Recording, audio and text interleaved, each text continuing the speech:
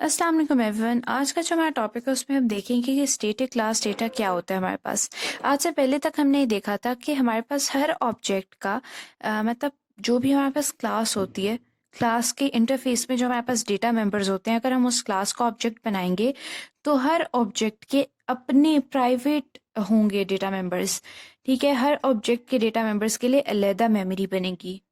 जैसे कि अगर यहाँ पे हम देखें, ये मेरे पास एक क्लास है जिसका सिर्फ एक ही डेटा मेंबर है काउंट। ठीक है, और यहाँ पे अगर मैंने दो ऑब्जेक्ट्स क्रिएट किए हैं तो मेमोरी डायग्राम कुछ इस तरह होगी कि यहाँ पे C1 के काउंट के लिए स्पेस एलोकेट हो जाएगी 4 बाइट्स की। ठीक है, और यहाँ पे C2 के काउंट के लिए स्पेस एलोकेट हो जाएगी C2 डॉट काउंट, और ये C1 डॉट काउंट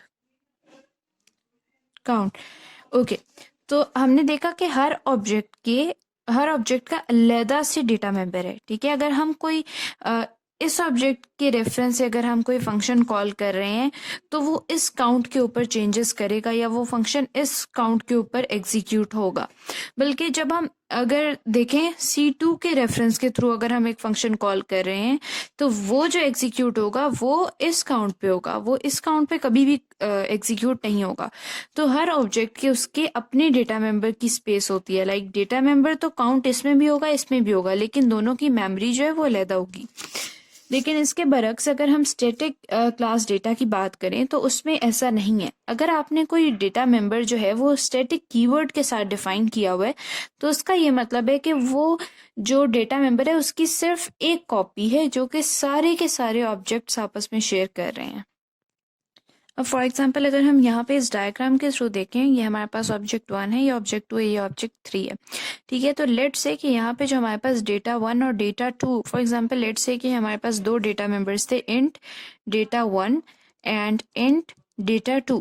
ठीक है, ये नॉर्मल हमारे पास डेटा मेंबर्स थे या ऑटोमेटिक डेटा मेंबर्स थे हमारे पास। ठीक है, ठीक हो गया। लेकिन ये जो हमारे पास डेटा है ये स्टेटिक डेटा है। ठीक है, अगर हम करेंगे स्टेटिक इंट D3, ठीक है, या फिर इंट D4। ठीक है, तो अगर यहाँ पे हमारे पास ये कीवर्ड अटैच्ड है साथ तो इसका मतलब ये है कि इस डेटा मेंबर की सिर्फ एक ही कॉपी है। ठीक है, चाहे फिर वो आप किसी भी ऑब्जेक्ट के रेफरेंस से फंक्शन कॉल करें जो इस ऑब्जेक्ट को मॉडिफाई कर रहा हो, किसी भी ऑब्जेक्ट के रेफरेंस से कॉल हो रहा होगा तो जो फंक्शन एग्जीक्यूशन होगी वो इसी कॉपी के ऊपर हो रही होगी क्योंकि इसकी कॉपी ही एक है। ठीक है, ओके, अब हम देखते हैं कि हमें स्टैटिक डेटा चाहिए क्यों होता है। ठीक है, हमें बाजुकात ऐसे होता है कि फॉर एग्जांपल हमें लेट से कि हमें काउंट चाहिए। ठीक है, हमें चाहिए कि नंबर ऑफ ऑब्जेक्ट्स का काउंट हमें मिल जाए। कि फॉर एग्जांपल हमारे पास एक क्लास है जिसमें हमने लेट से 5 ऑब्जेक्ट्स क्रिएट किए हैं, तो हम चाहते हैं कि हमें पता लग जाए कि जो हमारे पास ऑब्जेक्ट्स हैं वो कितने क्रिएट हुए हैं। ठीक है, तो इस काउंट के लिए हमें इसको स्टैटिक करना पड़ेगा। और स्टैटिक क्यों करना पड़ेगा? ताकि जब भी कोई ऑब्जेक्ट क्रिएट हो तो काउंट में एक इंक्रीमेंट हो जाए। ठीक है, 1 का इंक्रीमेंट हो जाए काउंट के अंदर और हमारे पास टोटल नंबर ऑफ ऑब्जेक्ट्स आ जाए। लेकिन अगर ये काउंट जो है वो स्टैटिक नहीं होगा, अगर ये लाइक नॉर्मल वेरिएबल होगा, इंट काउंट होगा, तो ये होगा कि कभी भी हम सारे ऑब्जेक्ट्स की जो कैलकुलेशन है, सारे ऑब्जेक्ट्स का जो टोटल नंबर है वो एक वेरिएबल के अंदर स्टोर नहीं कर सकते। उसकी हम एग्जांपल अभी देख लेते हैं। लेट से अब मैं पहले तो हम थोड़ा सा सिंटेक्स की बात करेंगे।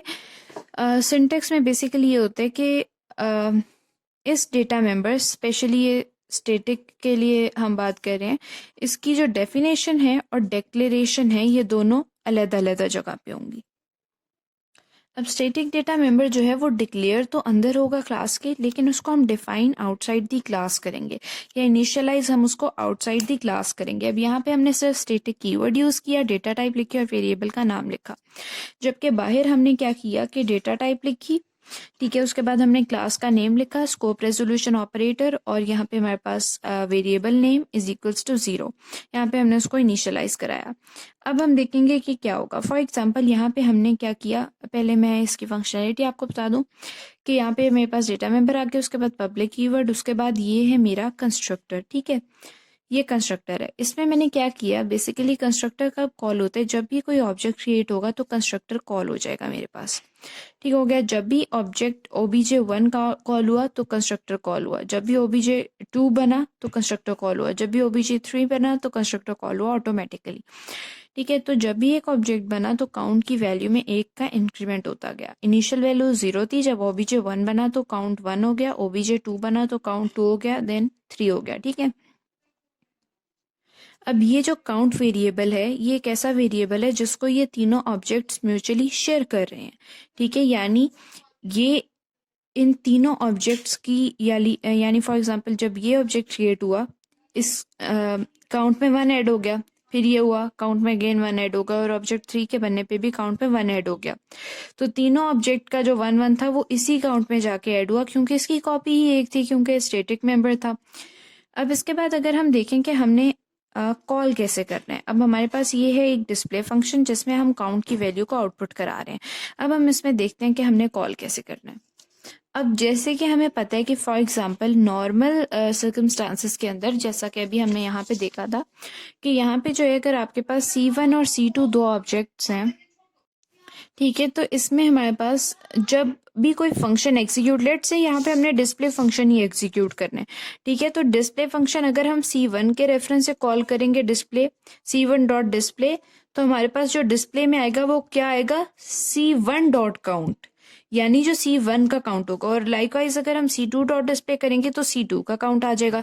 लेकिन यहाँ पे हमें पता है कि भाई ये जो वेरिएबल काउंट है ये सारे ऑब्जेक्ट्स म्यूचुअली शेयर कर रहे हैं, तो अगर हमने काउंट को डिस्प्ले कराना है तो हम उसको किस ऑब्जेक्ट के रेफरेंस से कॉल करें।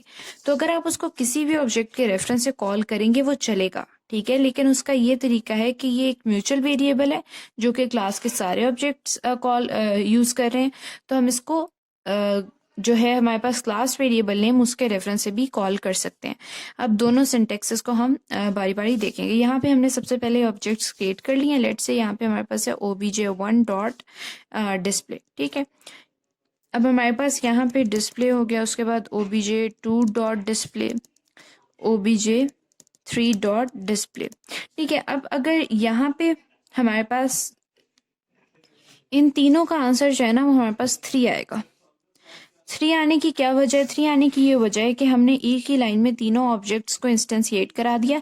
और जब आपको पता है कि एक ऑब्जेक्ट क्रिएट होता है तो ऑटोमेटिकली कंस्ट्रक्टर कॉल हो जाता है। एक ही लाइन में तीनों ऑब्जेक्ट क्रिएट हुए तो एक ही दफा में काउंट के अंदर वैल्यू आ गई 3। ठीक है। तो उसके बाद अगर आप इसको obj1 के रेफरेंस से डिस्प्ले कॉल कर लें तब भी आंसर 3 आएगा, obj2 के रेफरेंस से डिस्प्ले कॉल कर लें तब भी 3 आएगा, obj3 के रेफरेंस से करेंगे तब भी 3 आएगा। लेकिन अगर आपके पास है x obj1, ठीक है, और आगे आप कर रहे हैं obj1 डॉट डिस्प्ले, ठीक है, ऐसे कर रहे हैं तो आपके पास आंसर आएगा 1। उसके बाद आप करते हैं x obj2 obj3, तो अब यहाँ पे क्या हुआ, obj2 बना तो काउंट के अंदर एक और ऐड हो गया, आंसर 2 हो गया काउंट का, फिर obj3 बना, काउंट का आंसर 3 हो गया। अब लेट्स से कि हम दोबारा obj1 के रेफरेंस से ही काउंट कॉल कर रहे हैं डिस्प्ले, ठीक है, तो भी हमारे पास आंसर जो है वो 3 ही आएगा। हालांकि हमने कॉल तो obj1 के रेफरेंस से की है, ठीक है, लेकिन डिस्प्ले में जो वेरिएबल है जो कि काउंट वेरिएबल है वो सारे ऑब्जेक्ट्स का म्यूचुअली शेयर्ड है, तो इससे फर्क नहीं पड़ता कि हम उसे किस ऑब्जेक्ट के रेफरेंस से कॉल करें।